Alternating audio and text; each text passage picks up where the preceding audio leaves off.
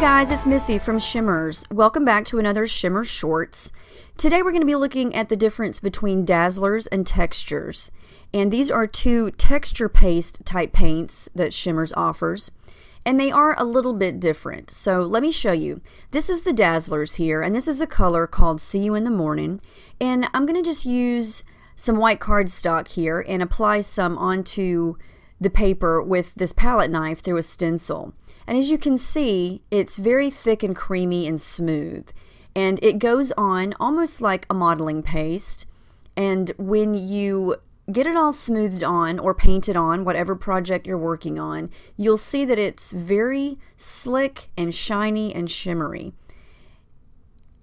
And when it dries, whether you let it dry naturally or use a heat gun, it's going to look exactly the same as when it's wet. It's very slick, shiny, and very, very pretty.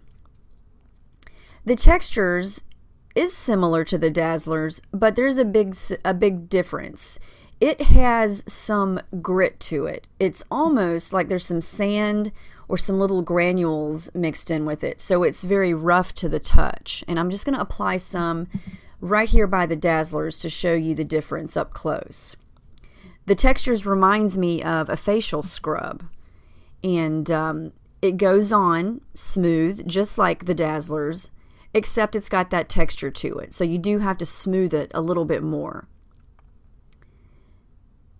And as you can see here, as soon as I remove the stencil, right away you can tell a difference. It's a lot more bumpy, and it's a lot more rough to the touch after it's dry. And I'm going to turn the paper here to the side, and you can see the thickness of it's even a little bit different. You can see the bumpy factor there.